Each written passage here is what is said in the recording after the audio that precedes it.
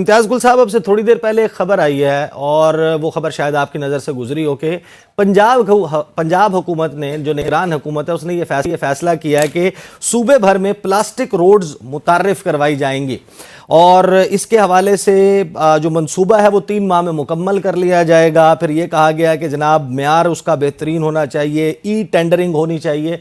अब निगरान हुकूमत का कॉन्सेप्ट तो ये है कि एक ऐसा शख्स, एक ऐसी निगरान हुकूमत आए जो आकर साफ़ और शफाफ इंतखाबात का इनकाद यकीनी बनाए। ये तो पीपल्स रिप्रेजेंटेटिव जो हों, जो अवामी नुमाइंदे हों, ये उनका काम है। पब्लिक मनी को कहाँ स्पेंड करना है, कौन से मंसूबे।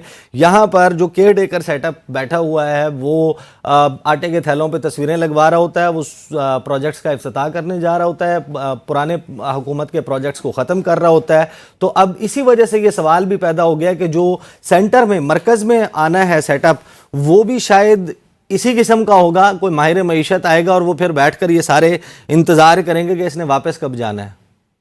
जी, ईसा मोहसिन नकवी साहब के बारे में तो बड़ी शुरू में बात मशहूर हुई थी जब उन्होंने अपने किसी मंसूबे का या मनसूबा बंदी का वो शेयर किया अपने दोस्तों के साथ। तो उन्होंने कहा कि यार आपका क्या ख्याल है कि हम 3 महीने के लिए आए हैं, तो 7वां महीना तो चल रहा है और इंशाअल्लाह इसमें हो सकता है 3 महीने, 6 महीने, 9 महीने का और का इजाफा हो जाए। और वैसे तो जो आपका बुनियादी सवाल है ना कि आया ये जो निगरान हुकूमत का जो तस्वुर है उसके साथ ये मुताबिकत रखता है कि नहीं, उनका जो इस वक्त का तर्ज अमल है।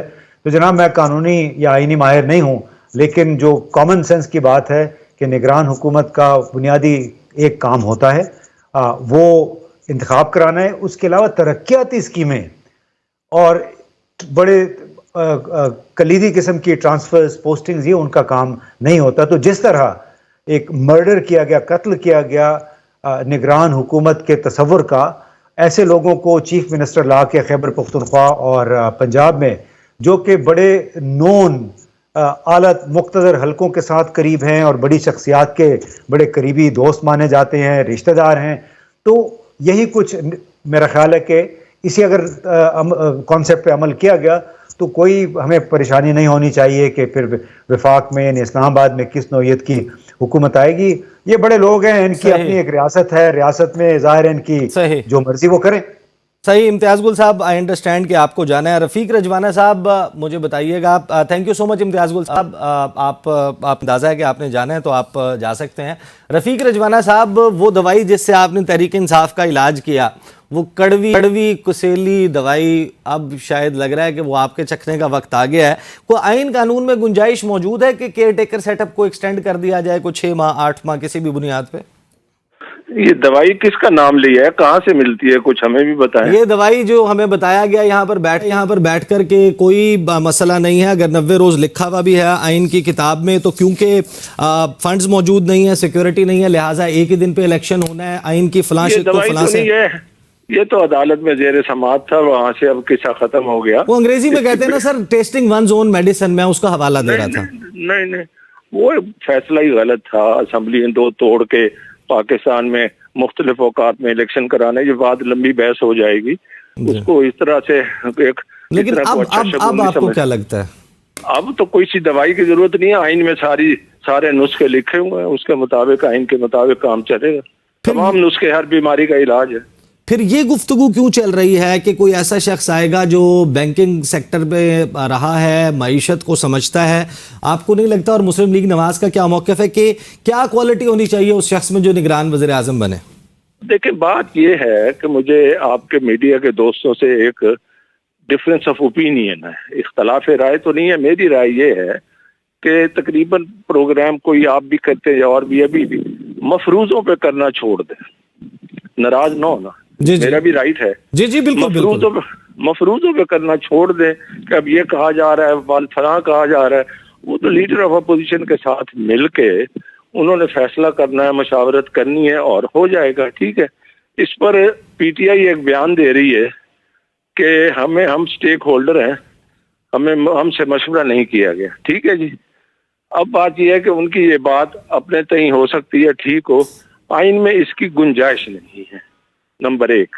नंबर 2, पीटीआई इस वक्त एक अजनबी शख्स है, अजनबी पार्टी है पार्लियामेंट के हवाले से, बाहर पार्टी है, अजनबी नहीं है। لیڈر آف دی اپوزیشن اور وزیر اعظم کی مشاورت سے یہ بات طے ہونی ہے. گو پی ڈی ایم وغیرہ آپس میں جو بھی ڈسکشن کریں تو باقی مفروضے ہیں جی کہ اس طرح کا ہوگا, اس کی یہ شکل ہوگی, اس کا 6 فٹ قد ہوگا, اس کی اتنی چھاتی ہوگی اور اتنی سپیڈ لگائے گا, یہ سب مفروضے ہیں. جب کوئی نام آئے گا تو اس پر پھر تبصرہ کیا جائے. سر یہ مفروضے تب جنم لیتے ہیں جب دبئی میں میاں صاحب سے کچھ لوگ ملاقات کرتے ہیں جن کو کہا جاتا ہے انٹرویوز ہیں. نہیں, انٹرویوز کہا جاتا, کہنے والا تو نہیں کہتا میرا انٹرویو ہے, ڈسکشن ہے.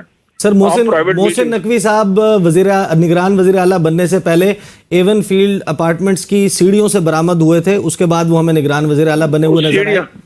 نہیں, سیڑھیوں سے کیا وہاں کوئی بوری بن کے پڑے ہوئے تھے. یہ ملاقات کر بات چھوڑے, یہ چلتا رہتا ہے, ہر کسی کے اپنے تعلقات ہوتے ہیں. میاں صاحب کب واپس آ رہے ہیں؟ میاں صاحب انشاءاللہ جلدی آئیں گے, الیکشن مہم کو لیڈ کریں گے. ہم تو الیکشن کی تیاری کر رہے ہیں. اندازاً آپ کو لگتا ہے اگر 8 اگست کو لیٹس جسٹ سے کہ جو آج خبر آئی ہے 8 اگست کو اسمبلی تحلیل ہو رہی ہے, تو what is the ideal time you think کہ میاں صاحب کو واپس آ جانا چاہیے الیکشن کیمپین کو لیڈ کرنے کے لیے؟ سر آئیڈیل ہے, اس سے پہلے آ جائیں گے انشاءاللہ. اب تو آئیڈیل ٹائم شروع ہو گیا ہے, کسی وقت بھی آ جائیں گے انشاءاللہ. انہوں نے اپنے قانونی معاملات کو دیکھنا ہے.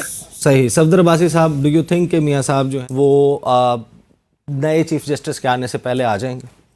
میاں صاحب اس میں کوئی شک نہیں کہ جی کافی ان کو مواقع ملے پچھلے 1.5 سال کے اندر کہ وہ واپس آتے, لیکن میں سمجھتا ہوں کہ تھوڑے پھونک کے قدم رکھ رہے ہیں. ابھی تک وہ غالباً کنونس نہیں ہیں پاکستان کے حالات سے. اور دیکھیں یقیناً آپ بے شک کوئی بھی ترمیمات قانون میں لے آئیں, لیکن 62(1)(f) کے تحت ان کی جو تاحیات نااہلی ہے اور پلس جو ان کی سزائیں ہیں وہ ان کے لیے کافی ان کو تردد کرنا پڑے گا. میں سمجھتا ہوں کہ اتنا آسان نہیں ہوگا ان کو اس سارے فینومین سے نکلنے کے لیے, وہ چاہے ان کرنٹ چیف جسٹس کے ٹائم میں آئیں یا ان کے بعد بھی آئیں.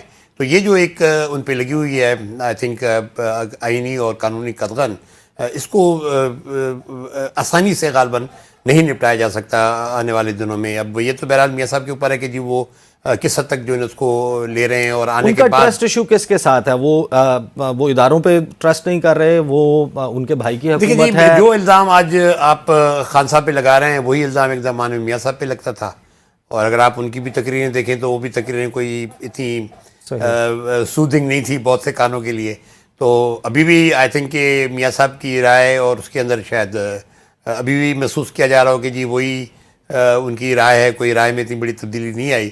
تو دیکھنا یہ ہے کہ اب آنے والے دنوں میں میاں صاحب کس طرح قدم اٹھاتے ہیں. یقیناً وہ ایک پاکستان کے اس وقت تقریباً جتنے بھی لیڈرز ہیں ان میں پاپولر لیڈر ہیں, اور پی ایم ایل این کو بہت زیادہ اس سے فائدہ پہنچے گا. وقت کم رہ گیا. رفیق رجوانہ صاحب, ایک گفتگو بڑا ابھر کر گزشتہ چند ہفتوں میں سامنے آئی ہے, کچھ تقاریر ہوئی ہیں کہ میاں صاحب جو ہیں ان کی واپسی جو ہے وہ کچھ اس طریقے سے ہو کہ کوئی پریس کانفرنس ہو, جن لوگوں نے 2017 میں کوئی کردار ادا کیا تھا میاں صاحب کو اقتدار سے ہٹانے کے لیے, وہ پریس کانفرنس کریں, وہ اپنی غلطی تسلیم کریں, اور اس کے بعد میاں صاحب واپس آئیں گے.